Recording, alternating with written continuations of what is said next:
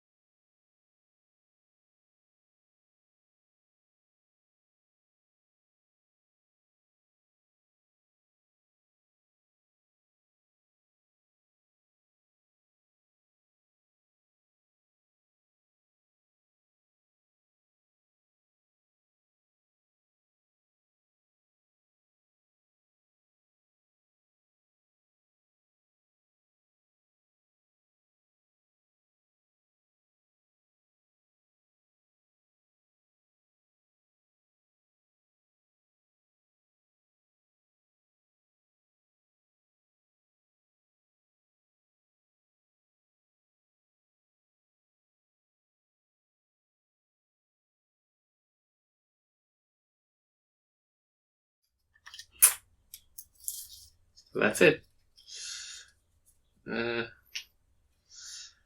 Let me know what you think in the comments below. Okay, so now I'll summarize the steps that I went through in the process. Okay, so let's see. After I organized the photos in my Lightroom catalog, now I finally went through them and I used pick flags for all the potential candidates, and I gave 5 stars to the ones I like the most. I ended up with maybe 35 photos or so in the beginning, but the number went down later on. Let's see, after I made my rough cut, I post-processed the photos individually. So I just tried to make each photo look the best and bring out the things in the photo that I thought were most important at that time. One little problem I'll just mention is that this led to inconsistent photos, because some photos look better when they were processed to look more like a slide photo as opposed to a negative photo. So that becomes a problem later on. I'll talk about that more later. After I post-processed the photos, I got my first stack of prints, 4x6s. It was only like $7 to get those printed at the local camera shop. And then I used those photos to do the sequencing and to weed out photos that didn't really fit in. That was good because just doing it in Lightroom is sort of clunky and it's not very responsive. So having physical prints is a lot better for doing your sequencing and editing, I think. It's a lot like making a playlist in music, I found out.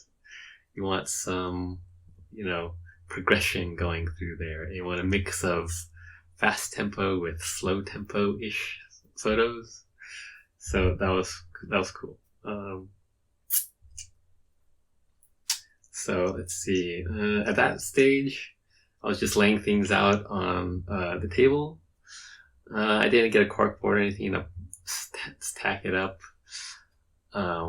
just because, I don't want to poke holes in it, and just tacking things up doesn't make much sense. I preferred having the photos loose so I could shuffle through them like I was going through a book. So let's see. I got rid of a bunch of photos. I found out that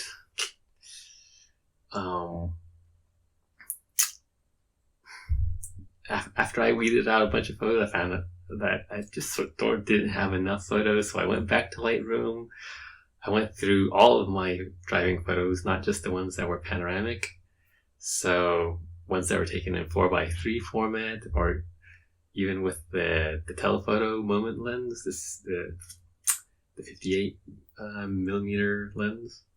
So I cropped those down to panoramic format and ended up using some of those too. So the project really was just cut short by the pandemic and everything. So the final zine isn't really going to turn out to be what I really wanted to do. But anyway, I'm getting sidetracked here. So after I did my first rough sequencing and editing, I went to my mom and got her feedback. And she gave some suggestions on how to rearrange photos and which ones to leave out. After that, I went back to post-process the photos again, so it was consistent. That was the stage where I really had trouble settling on a final look for the photos, and I'll talk about that later too. To do this second pass in post-processing, I stuck post-it notes onto the photos with notes on how to make the photos more consistent and,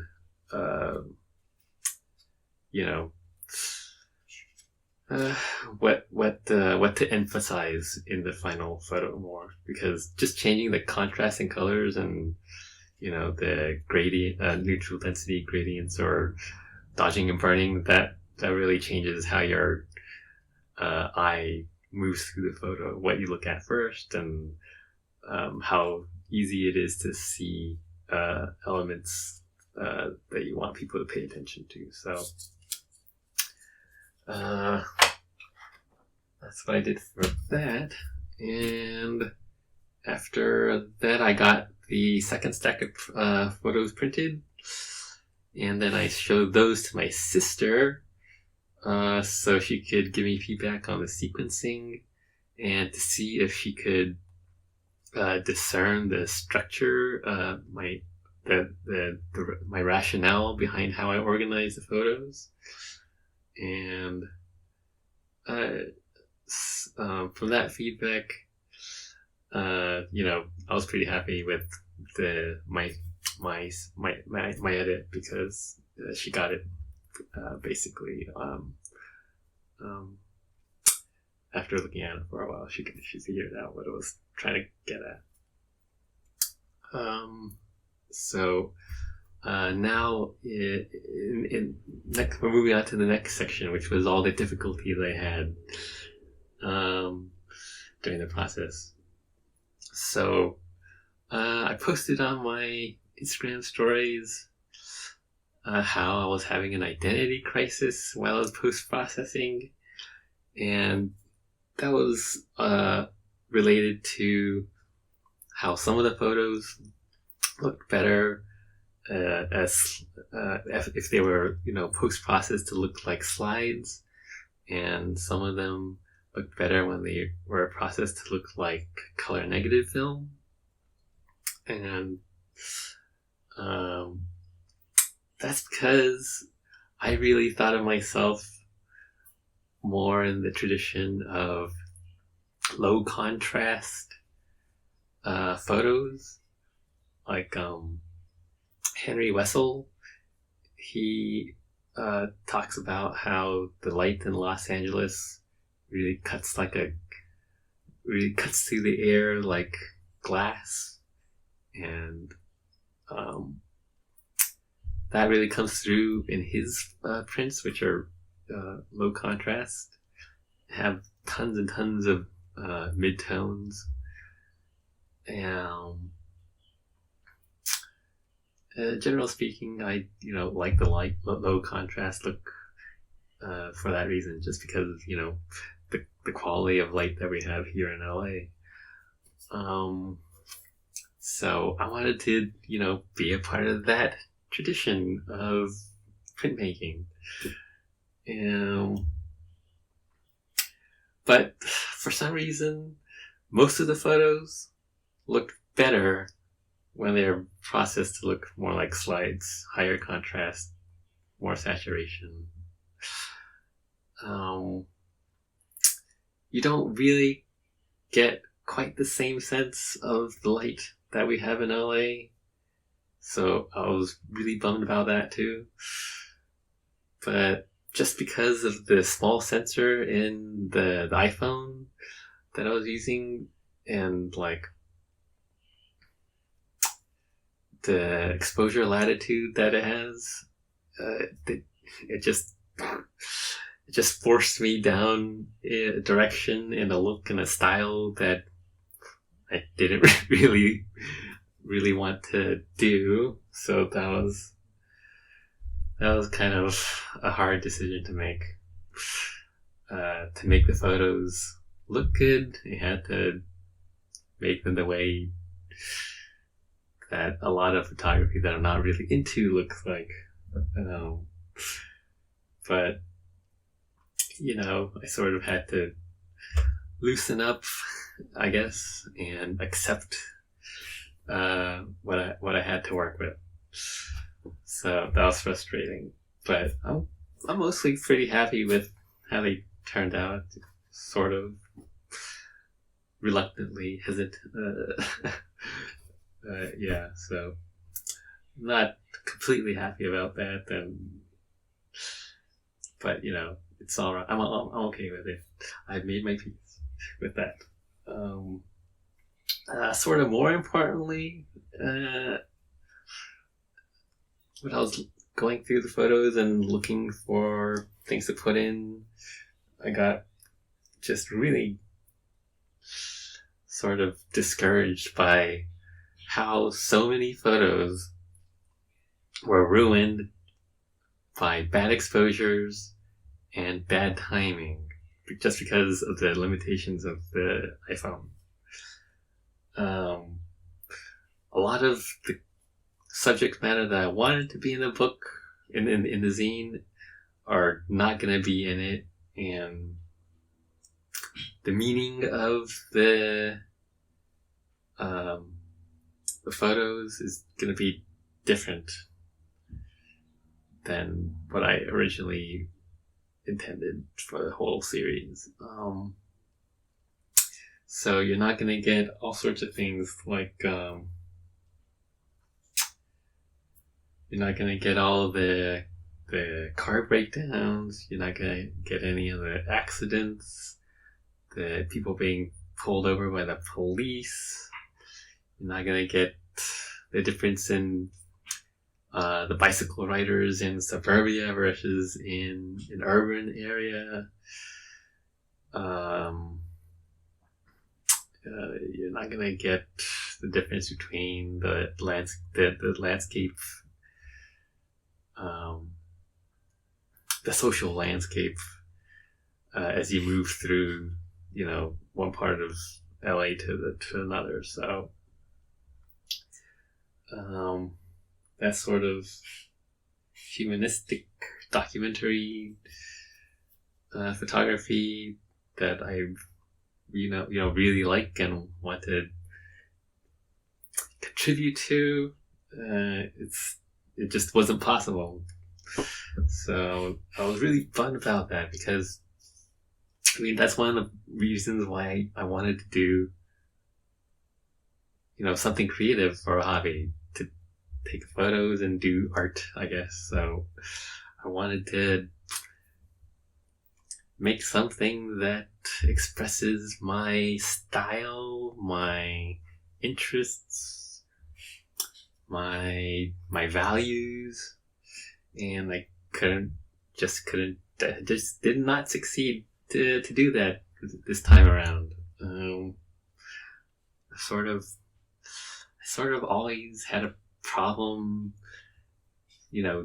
pursuing my interests and expressing my thoughts and feelings, because I was always caught up being a good student and meeting other people's expectations and trying to fit in with everybody around. So I suppressed, myself, what I wanted to do for reals. Even my sense of aesthetics and style, I've suppressed it a lot, just to, achieve my goals and all that sort of thing. So, the process has been really kind of stressful and upsetting and things like that. So, art was supposed to help me, turn a new page and say goodbye to all that sort of thing. So I was kind of frustrated with, with all the problems, and so stupid how a lot of it was technical, and I guess you could definitely say that a bad artist blames his tools, and yeah, I'm definitely not a good artist, and I am blaming my tools. So, yeah,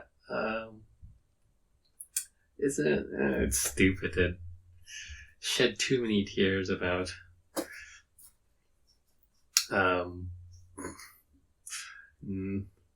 not being able to do what you want to do just because of technical reasons. But there you go. Anyway. So, this scene is not going to be what I really wanted to do. And in that sense, it's kind of a failure. But as far as, finishing something, I still think it's going to be a success in that regard. So, I'm still going to keep going on. The next steps in the project are to design the zine. I'm going to write an introductory text to it as well. And then after that, I have to sort out how I'm going to get this thing printed. I'll probably have to save up some money too, maybe. Which might be a hard thing in and of itself at this point. But after that, I have to sort out how I'm going to sell and distribute the zines. So that's what I'll be working on. And I think in the next video, I'll give you an update after I finish designing it. Sort of want to do the last video on the printing and the selling and stuff.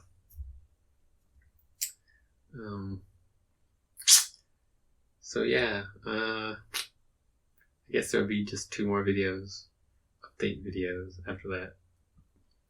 So anyway, leave your comments in the comment section. Let me know what you think of the photos, and hope you have a good day.